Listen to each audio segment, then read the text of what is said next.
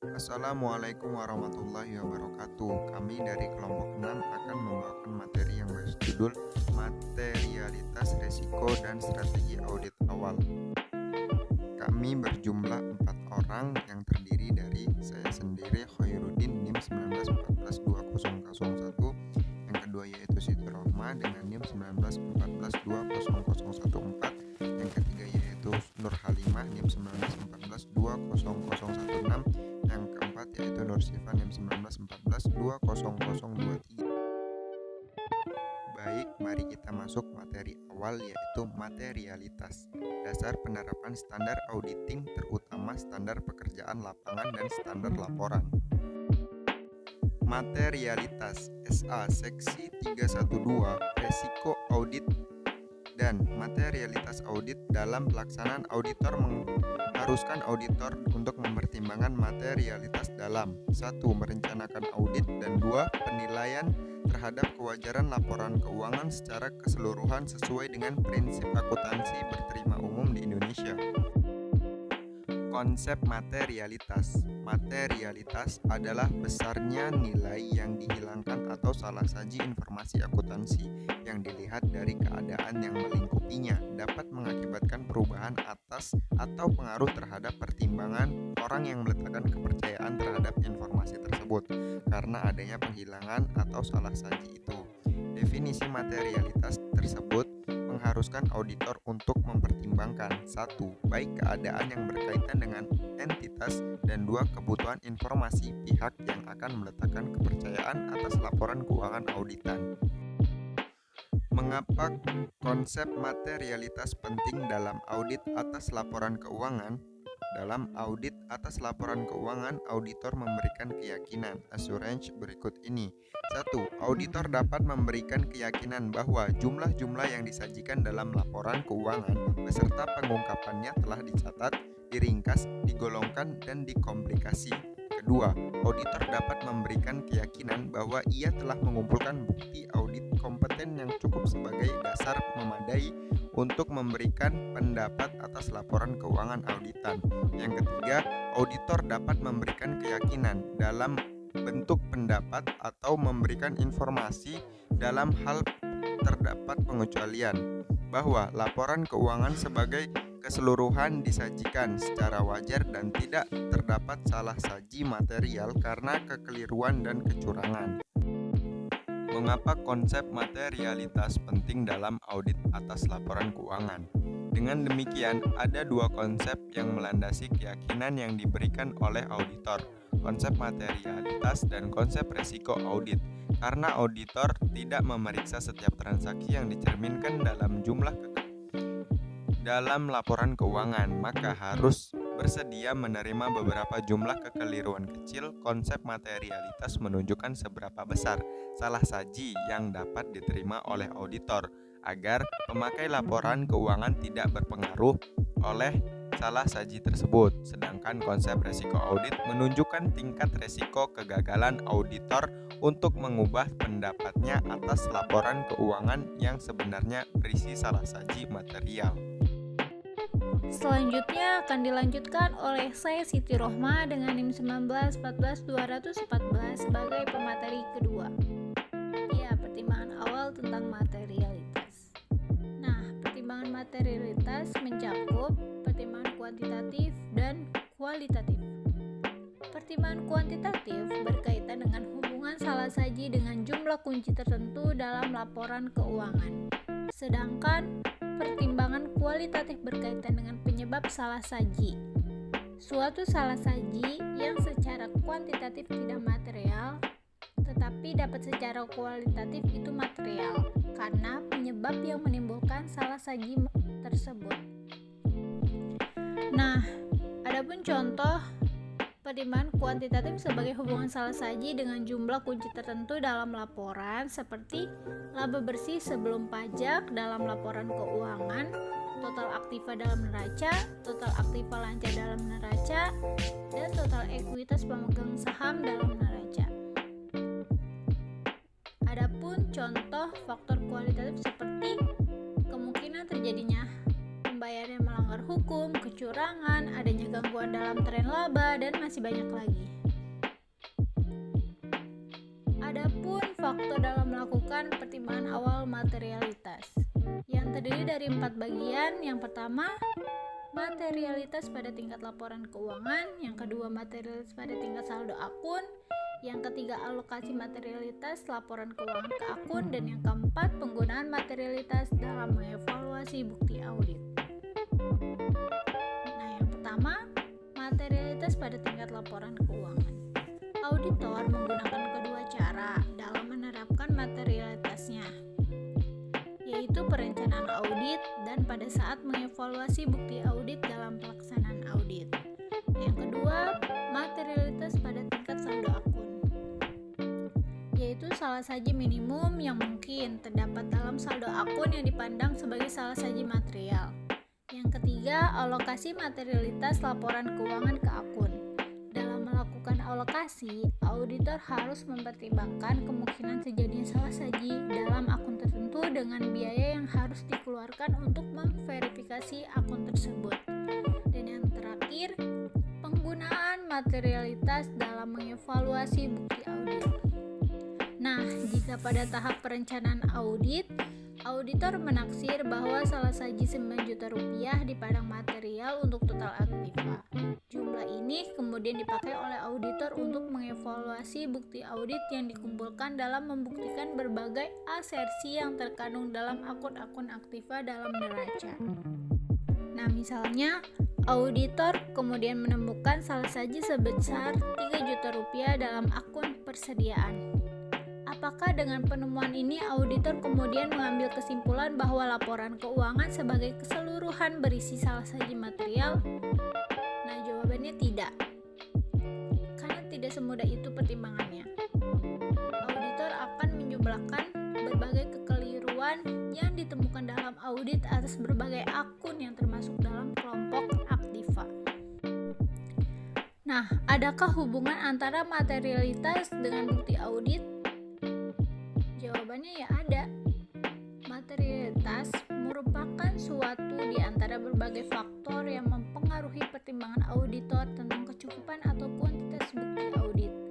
Dalam membuat generalisasi hubungan antara materialitas dengan bukti audit, perbedaan istilah materialitas dan saldo akun material harus tetap diperhatikan ya.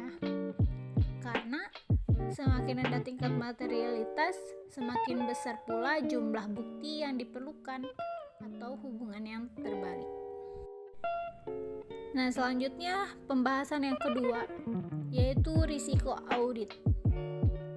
Menurut SA Seksi 312, risiko audit dan materialitas dalam pelaksanaan audit. Risiko audit adalah risiko yang terjadi dalam hal auditor tanpa disadari tidak memodifikasi pendapatnya sebagai mestinya atas suatu laporan keuangan yang mengandung salah saji material.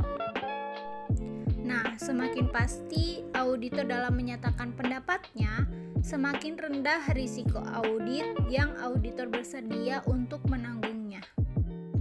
Jika diinginkan tingkat kepastian 99%, risiko audit yang auditor bersedia untuk menanggungnya adalah sebesar 1%. Nah, sedangkan jika 95% kepastian dipandang mencukupi, risiko audit yang auditor bersedia untuk menanggungnya adalah sebesar 5%. Dalam audit atas laporan keuangan perusahaan yang go public, auditor biasanya menetapkan risiko audit pada tingkat yang rendah, mengingat banyaknya pemakai laporan audit dibandingkan dengan pemakai laporan audit perusahaan perorangan. Begitu juga jika auditor menghadapi perusahaan yang mengalami kesulitan keuangan, risiko audit yang auditor bersedia untuk menanggungnya adalah tingkat rendah.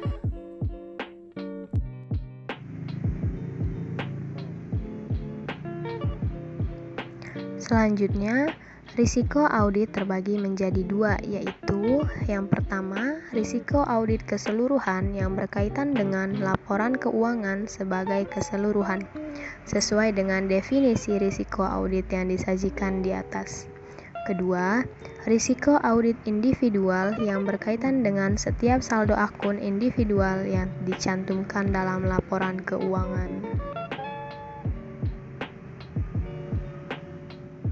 Terbagi menjadi 3, yang pertama risiko bawaan, kedua risiko pengendalian, dan ketiga risiko deteksi.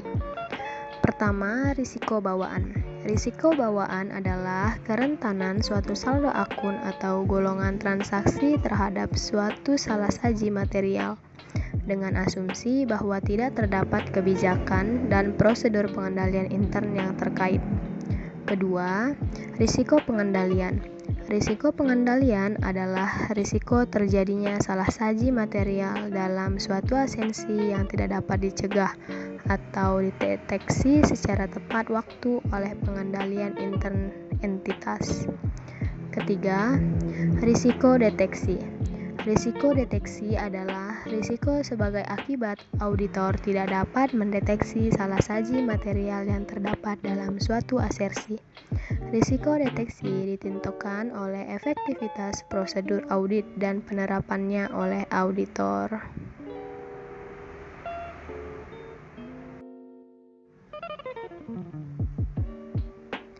Selanjutnya, penggunaan informasi risiko audit. Risiko audit individual sama dengan risiko bawaan dikali risiko pengendalian dikali risiko deteksi. Dari formula tersebut, risiko deteksi dapat dihitung dengan formula sebagai berikut. Risiko deteksi sama dengan risiko audit individual dibagi risiko bawaan dikali risiko pengendalian. Dari formula tersebut, risiko deteksi dihitung melalui tahap-tahap berikut ini. Yang pertama, menetapkan risiko audit, risiko bawaan, dan risiko pengendalian secara individual berdasarkan pertimbangan profesional auditor. Kedua, melakukan penghitungan risiko deteksi sesuai dengan formula tersebut di atas.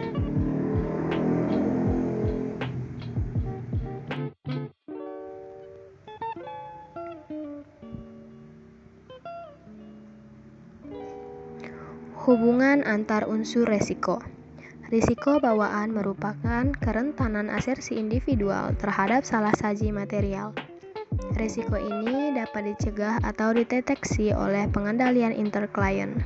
Namun, jika salasaji material tidak dapat dicegah dengan pengendalian interklien, timbullah risiko pengendalian. Oleh karena ini, melalui audit atas laporan keuangan, auditor independen melakukan verifikasi terhadap asersi individual dengan harapan salasaji yang ada di dalam asersi tersebut dapat terdeteksi dengan prosedur audit yang dilaksanakan oleh auditor.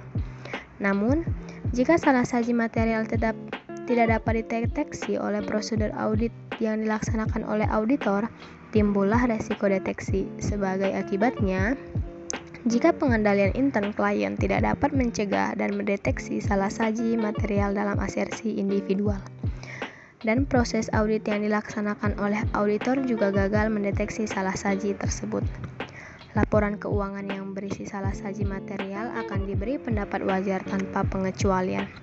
Timbullah kemudian risiko audit, risiko yang terjadi dalam hal auditor tanpa disadari tidak memodifikasi pendapatnya sebagaimana mestinya atas suatu laporan keuangan yang mengandung salasaji material.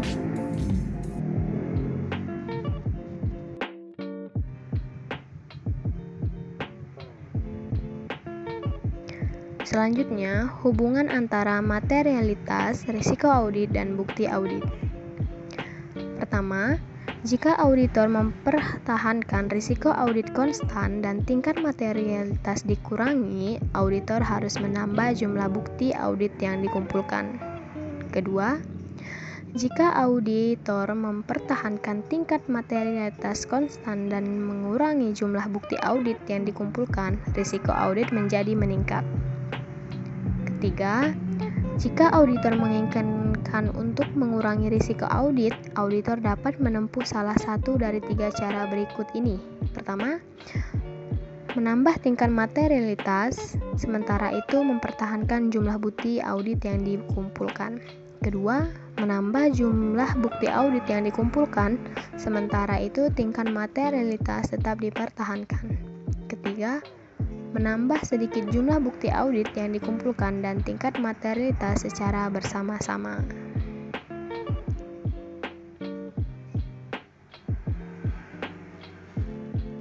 Selanjutnya akan disampaikan oleh saya, Nur Syifah, dengan NIM 1914-223. 3. Strategi audit awal. Strategi audit awal dibagi menjadi dua macam. Yang pertama pendekatan terutama substantif, dan yang kedua pendekatan tingkat risiko pengendalian taksiran rendah. Pendekatan terutama substantif terbagi menjadi 3 bagian. 1. Hanya terdapat sedikit atau jika ada kebijakan dan prosedur pengendalian intern yang relevan dengan peringkatan audit atas laporan keuangan. 2. Kebijakan dan prosedur pengendalian intern yang berkaitan dengan asersi untuk akun dan lowongan transaksi signifikan tidak efektif. 3. Peletakan kepercayaan besar terhadap pengujian substantif lebih efisien untuk asersi tertentu. Pendekatan risiko pengendalian rendah. Dalam pendekatan ini, auditor meletakkan kepercayaan moderat atau pada tingkat kepercayaan penuh terhadap pengendalian, dan sebagai akibatnya, auditor hanya melaksanakan sedikit pengujian substantif. Selanjutnya, unsur strategi audit awal. Ada 4. Yang pertama, tingkat risiko pengendalian taksiran yang direncanakan. Kedua, luasnya pemahaman atas pengendalian intern yang harus diperoleh. Ketiga, pengujian pengendalian yang harus dilaksanakan untuk menakar risiko pengendalian. Dan yang keempat, tingkat pengujian substantif yang direncanakan untuk mengurangi risiko audit ke tingkat yang cukup rendah.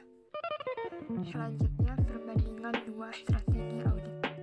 Pendekatan terutama substantif. 1. Auditor merencanakan taksiran risiko pengendalian pada tingkat maksimum atau mendekati maksimum. 2. Auditor merencanakan prosedur yang kurang ekstensif untuk memperoleh pemahaman atas pengendalian intern. Ketiga, auditor merencanakan sedikit jika ada pengujian pengendalian. Yang keempat, auditor merencanakan akan melakukan pengujian substantif secara luas. Pendekatan risiko pengendalian rendah. 1. Auditor merencanakan taksiran risiko pengendalian pada tingkat moderat atau tingkat rendah. 2. Auditor merencanakan prosedur yang lebih ekstensif untuk memperoleh pemahaman atas pengendalian intern. 3. Auditor merencanakan pengujian pengendalian secara luas. Dan yang keempat, auditor merencanakan akan membatasi penggunaan pengujian substantif. Sekian penjelasan materi dari kelompok kami. Kurang lebihnya mohon maaf. Wassalamualaikum warahmatullahi wabarakatuh.